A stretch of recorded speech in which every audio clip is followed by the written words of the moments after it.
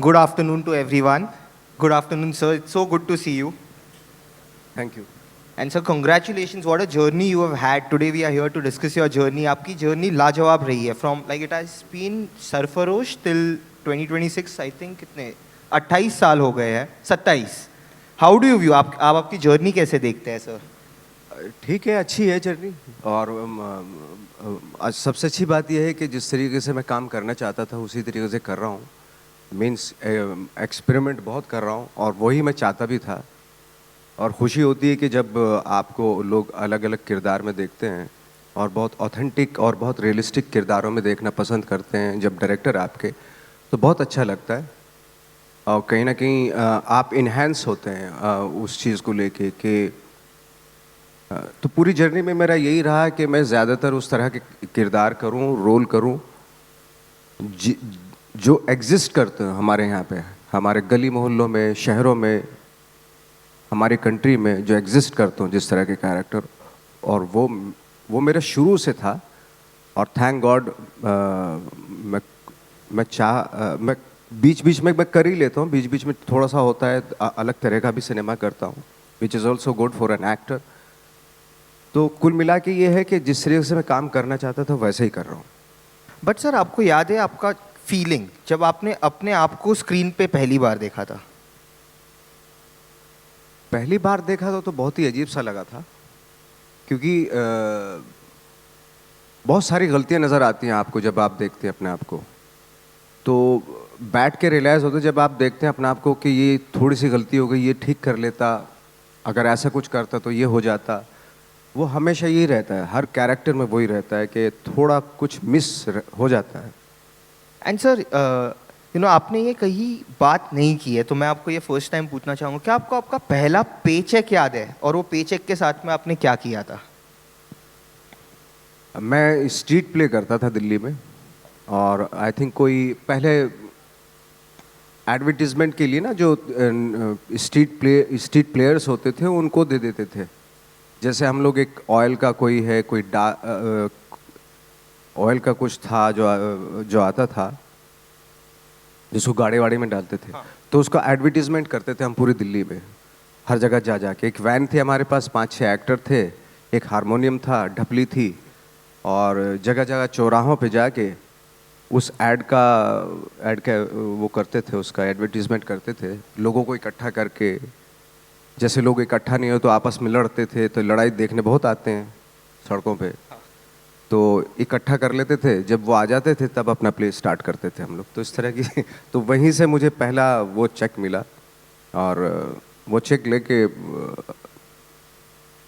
बाकी तो बहुत सारी चीज़ें हैं, बट वो जब मुझे पहली बार चेक मिला तो मैंने अपनी मदर को दिया। तो उसकी जो ज्वेलरी थी वो गिरवी रखी हुई थी, तो उसको छुड़वाया था पहले। एंड कितने का था अगर आप कहना चाहेंगे?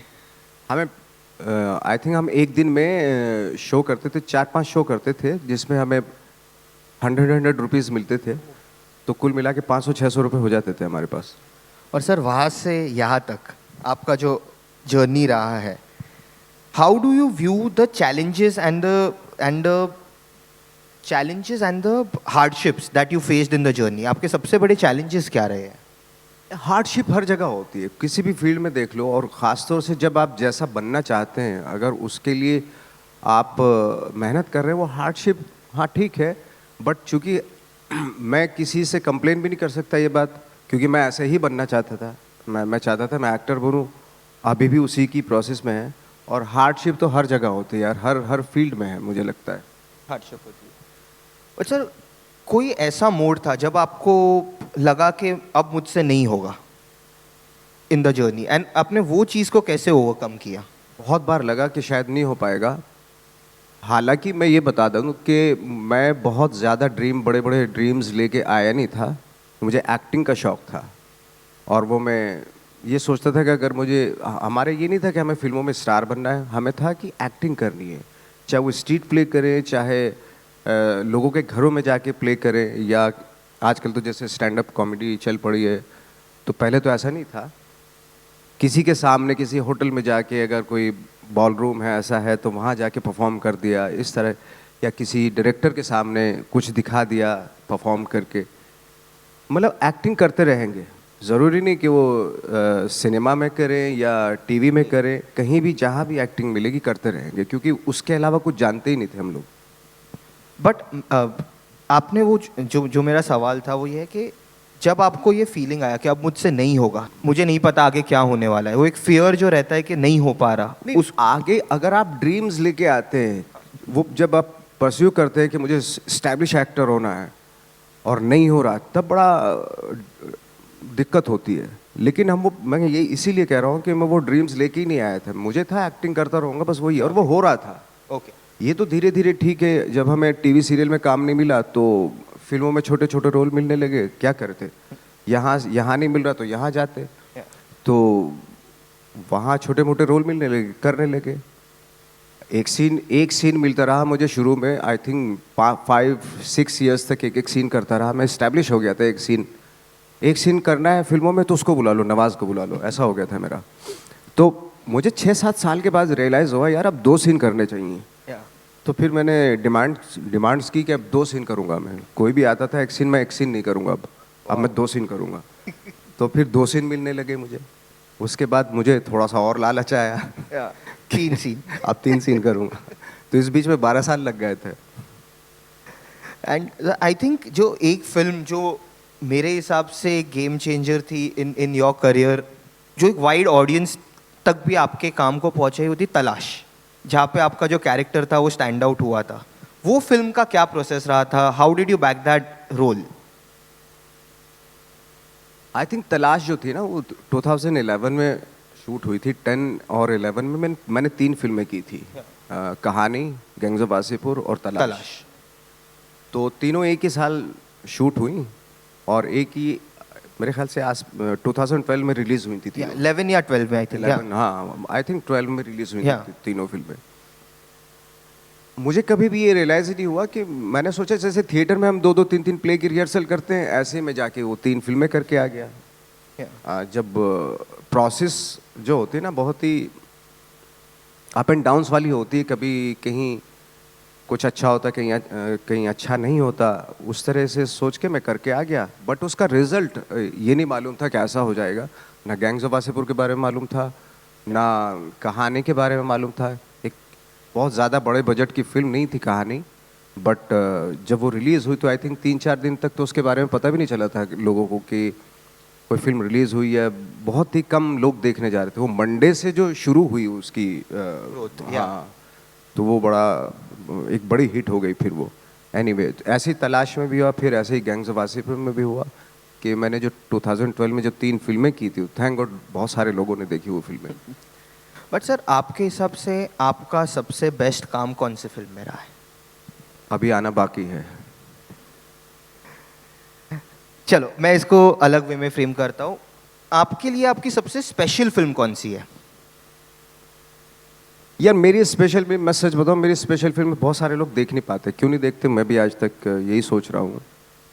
जैसे ही पता चल जाएगा ज़रूर बताऊँगा। मेरी स्पेशल फिल्म थी फोटोग्राफ। और इस तरह की फिल्में मुझे बहुत पसंद आती हैं जिसमें एक नॉर्मल सा किरदार होता है जो आपके आगे से गुजर भी जाए और आप उस पर नज़र भी नहीं, आप उसको देखेंगे भी नहीं। मुझे उन किरदारों से बहुत मोहब्बत है जिनके अंदर कोई एक्स्ट्राऑर्डिनरी कोई टैलेंट नहीं होता, या एक्स्ट्राऑर्डिनरी उनकी पर्सनैलिटी नहीं होती, या शख्सियत नहीं होती, जिनको हम देखते भी नहीं, जिनको हम कंसिडर भी नहीं करते, लेकिन वो एग्जिस्ट करते हैं हमारे हर जगह आसपास। मुझे ऐसे किरदारों को प्ले करने में बहुत अच्छा लगता है और मुझे प्यार भी है उन किरदारों से। एक और फिल्म थी आई थिंक आपकी जो मुझे काफ़ी अच्छी लगी थी, वो थी मांझी द माउंटेन मैन, जिसमें आई थिंक आपके लिए काफ़ी सारे चैलेंजेस भी थे। आई थिंक वो 2017 या 18 में रिलीज़ हुई होगी, इन दैट स्पैन। अगर हम वो स्पैन से 2026 तक देखें, कोविड आया, सिनेमा कैसे चेंज हुआ? क्योंकि कोविड की वजह से काफ़ी चेंजेस हुआ है सिनेमा में जो बिग स्क्रीन पे आते हैं। देखिए, हर इंसान को अपना दौर अच्छा लगता है। मुझे भी, अगर मैं ये कहूँ कि उस वक्त पे एक्सपेरिमेंट बहुत हो रहे थे। अब एक अपनी मर्जी की फिल्म बना के उसको रिलीज करना बहुत मुश्किल हो गया, लेकिन उस वक्त पे छोटी फिल्में भी हिट होती थी जी। सिनेमा में भी रिलीज होती थी।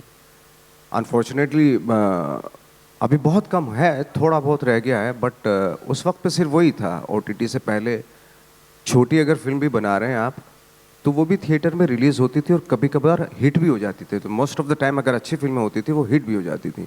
अब बहुत मुश्किल हो गया एक छोटी फिल्म को उतना स्क्रीन मिलना। छोटी फिल्म है लेकिन अच्छी फिल्म है, लेकिन उसको बड़ा स्क्रीन मिलना, ज़्यादा शोज़ मिलना, वो बहुत मुश्किल है। तो आई थिंक उस वक्त पे एक्सपेरिमेंट बहुत हो रहे थे। उस वक्त पे वेराइटीज़ ऑफ मूवीज़ बहुत थी। जी। अब एक सर्टेन टाइम का सिनेमा हो गया है, विच इज़ ऑल्सो गुड। ठीक है, जो आपको अच्छा लगता है वो देखें, जो नहीं लगता है ना देखें। बट उस वक्त पे वैरायटी बहुत थी सिनेमा की। बट क्या आप ओटीटी को ब्लेम करेंगे ये, क्योंकि तभी कभी आजकल एक कहावत आ गई है, ये ओटीटी की फिल्म है, वो तभी थी नहीं, तभी फिल्म थी। हाँ बिल्कुल बिल्कुल, एब्सोल्युटली। और अब लोग कैटेगराइज करते हैं कि ये हम ओटीटी पे देखेंगे, ये हम थिएटर्स पे देखेंगे। वही एग्जैक्टली वही होता है हमारे यहाँ। कोई भी चीज़ की शुरुआत होती है तो बहुत अच्छे से होती है, लेकिन उसको फिर एक तरह से, चाहे वो कुछ भी हो, चाहे ओटीटी हो या कुछ भी हो, जैसे पहले टीवी भी आता था तो बहुत अच्छे अच्छे सीरियल्स आते थे। जी। फिर क्या होता है, डिमांड और सप्लाई का वो हो जाता है ना। करेक्ट। तो डिमांड बहुत ज़्यादा बढ़ रही है, सप्लाई करना है, कैसे भी करना है, कुछ भी उठाओ, ये कर दो वो कर दो, इस तरह हो जाता है। आई थिंक मुझे लगता है कि वो एक्साइटमेंट अभी शायद नहीं रहा और प्लेटफॉर्म्स में, जो कि जब हमने पहली बार जब सेक्रेड गेम्स किया तो हमें लगा कि सिनेमा और इसमें कोई फ़र्क ही नहीं है। जी। और उसी पैशन के साथ बनाया गया वो, जिस तरीके से एक फिल्म बनती है। मुझे ज़रा थ्रू आउट द शूटिंग मुझे ज़रा भी एहसास नहीं हुआ इस चीज़ का कि ये फिल्म नहीं है। जी। मुझे लगा कि फिल्म ही है ये, क्योंकि उसी तरीके से शूट भी किया जा रहा था, बड़े आराम से और बड़े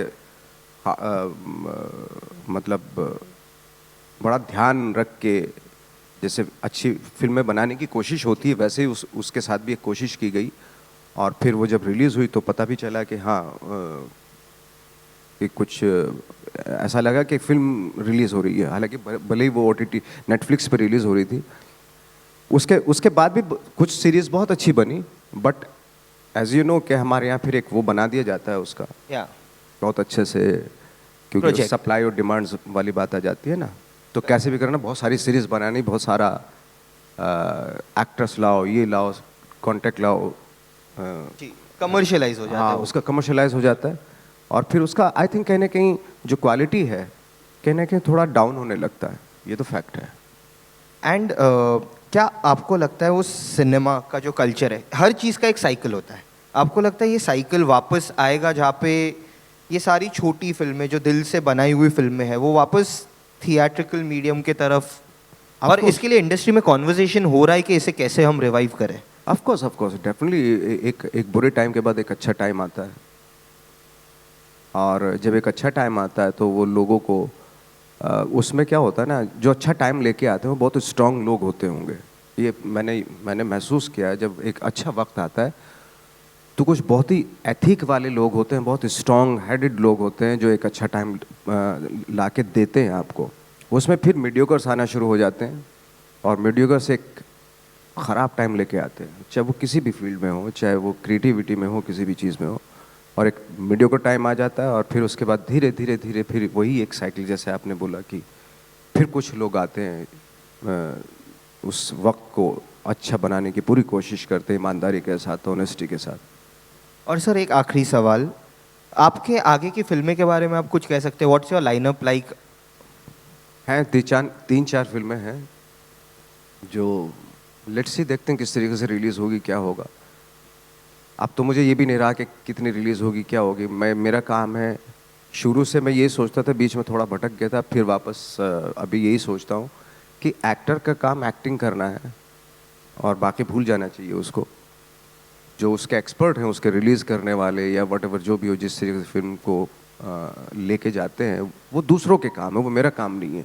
मेरा काम है सिर्फ एक्टिंग करूँ, एक्टिंग करके जी कोशिश कर सकते हैं कितनी अच्छी हो सकती है ना, अपनी तरफ से ईमानदारी के साथ। बाकी मैं छोड़ देता हूँ, मुझे कोई, फिर मैं उस पर फोकस नहीं करता हूँ। जब प्रमोशन होता है तो चले जाते हैं, प्रमोट करके अपनी फिल्म चले जाते हैं, बस यही है। आई होप आप जो भी 3-4 फिल्में हमें वो देखने मिले बहुत जल्द बिग स्क्रीन पे। And on that note, thank you so much sir, it was great talking to you and looking forward to all your work, and congratulations on the amazing career that you have had, and you have inspired so many people all through the journey. Thank you very much, thank you. Thank you.